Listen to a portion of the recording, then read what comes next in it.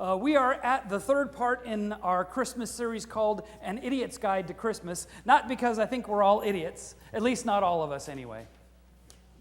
Maybe mostly just me. But after the Idiot's Guide books that you can find at the stores that have everything from how to do computers to how to do cooking and all that kind of stuff, and since we're doing the basics of Christmas, I thought this would be a good way to summarize things. Well, this morning I want to do something unique. I want to stray from the regular path and preach about something different, because I never do that. You may have noticed, not all of you, but some of you may have noticed, I'm a guy. And the guy in the story of Christmas gets short shrift. You can look through your hymnal, there's not a single Christmas carol in there about Joseph, and I think it's terrible. But Joseph was a pretty amazing guy. He did some amazing things, and I think it's important that we not only look at the Christmas story, but we look at Joseph and the things that he did and how he might teach us how we ought to act. But before we get started, I think it's important that we do a little cultural history on first century Israel, because they did things very differently than we do. You see, nowadays you find somebody that you love and you date them for a while and you fall deeply in love, and then you get down on your knee and you propose. Wasn't like that back then. In first century Israel, it was a two-part process. There was the betrothal, and then there was the marriage. And the betrothal was arranged by the parents. The parents of the man and the parents of the woman would get together and they'd decide who was going to get married, and then they would make it happen. But it was a little different still, even because when the betrothal happened, it was right after the boy was bar mitzvahed. Because if you want to have a good Jewish marriage, you have to have a good Jewish husband, and to have a good Jewish husband, you have to go through the training to be bar mitzvahed. And so the betrothal will usually happen when the boy was about 12 years old. Now, the girl wasn't 12 years old. Because in that culture, you not only had to have a job by which you could support a family, you had to have a home. And you couldn't go down to the local real estate office and buy a home through an agent. You had to build your own home. Either that or you had to live with mom and dad, which is not a good thing. If my boys are watching on video, living with mom and dad is not a good thing. So there had to be an age difference. And so when the betrothal happened, the little girl was about 18 months old. Because this would provide a big enough age difference so that the young man would have a chance to get started in his work and to build a home. The reason they waited until 18 months to do the betrothal for the little girl was most babies in first century Israel, if they lived to be about 18 months old, the chances are they were going to survive. A lot of babies didn't. And the last thing you wanted to do was to promise someone in marriage and have them not be there once the marriage time came around. So there was about a 10 or 11 year difference in age between the little boy and the little girl. You can imagine the look on the little boy's face at the betrothal ceremony. I got to get married to her? And as soon as the young girl was able to conceive, then they would get married. So Mary's age at their marriage was probably about 13 years old.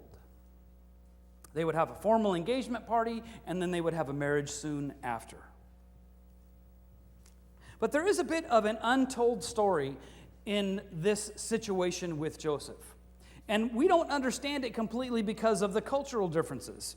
You see, when Joseph found out that Mary was pregnant, before they had become married, there was let's just say in first century Israel, they were just a little bit more Elizabethan than we are.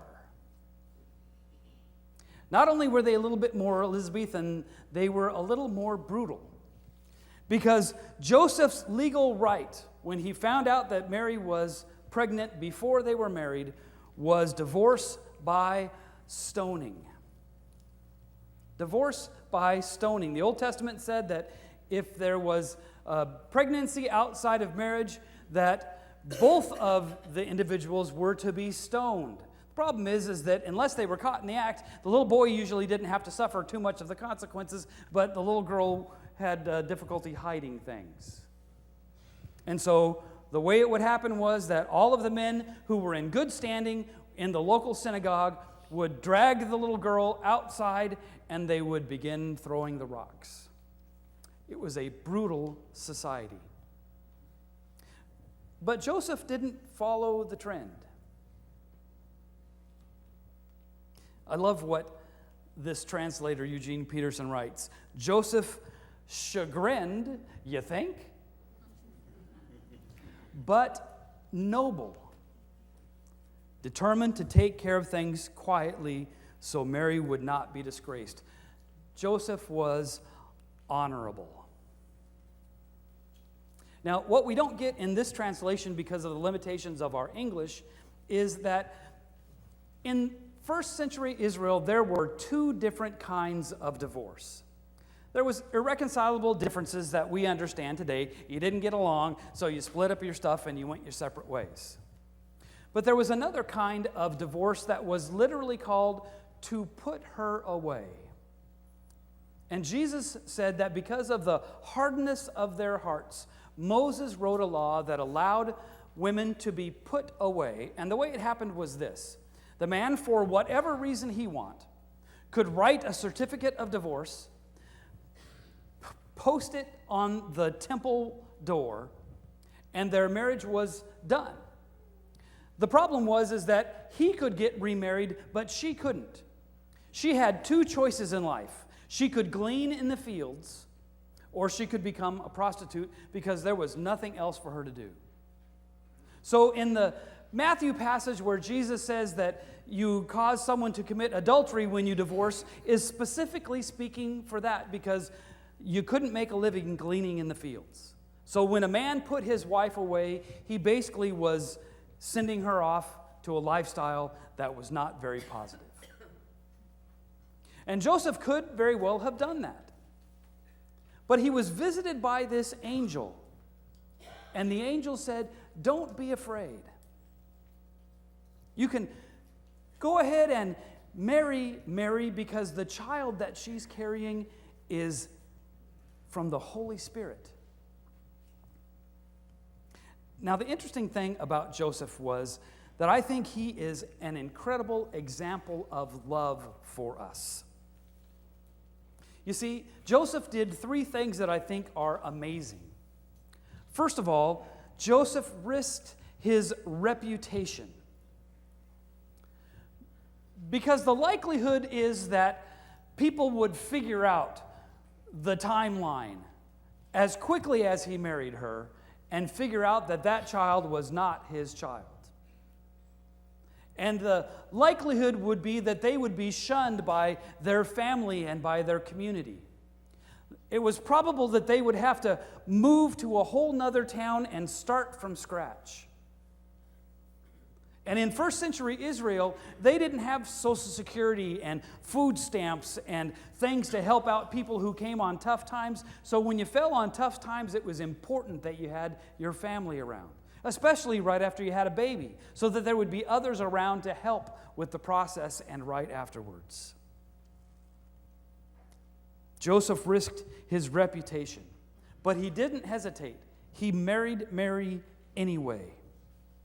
Joseph risked his reputation, and Joseph trusted his revelation. Mary's pregnancy is spirit-conceived. God's Holy Spirit has made her pregnant, the angel said. Now, I don't know about you, but I don't have very vivid and or memorable dreams. Once in a while I do, and it's pretty shocking. I had one last night. You see, what happened was one of our kitties tinkled on our brand new rug. And so all night long, I dreamt about having to clean up little kitty tinkles all over the house. I woke up in a sweat. But I don't usually get revelations from God in my dreams. But Joseph did, and he believed it. He trusted God's message to him. I don't know about you, but I have a tough time trusting God all the time. But Joseph did. He risked his reputation, he trusted his revelation, and in doing so, I think Joseph redefines love. He could have taken the easy way out. He could have just put her away. But he took the tough road. He raised a child that was not his, a child that had some scary possibilities. Well, I think it's important that we follow Joseph's example. I think it's important that we follow it in two ways. First of all, God's actions are rarely logical. God's actions are usually pretty crazy. And God usually asks us to do pretty crazy things. I don't want to be snotty about it, but God makes bad choices. I mean, here God is going to rescue his people from Egypt, and he picks Moses. Moses has a stuttering problem, even worse than mine. He's so bad he has to have Aaron speak for him. Not only that, he got kicked out of Pharaoh's house, and all he does is sit in a tent all day long writing laws. God could have picked somebody better than Moses. Then he goes and picks David. David has some fidelity problems. One day when my oldest son was about 6 years old, he came back from Sunday school, and he said, "Dad, did you know that King David had 360 porcupines?"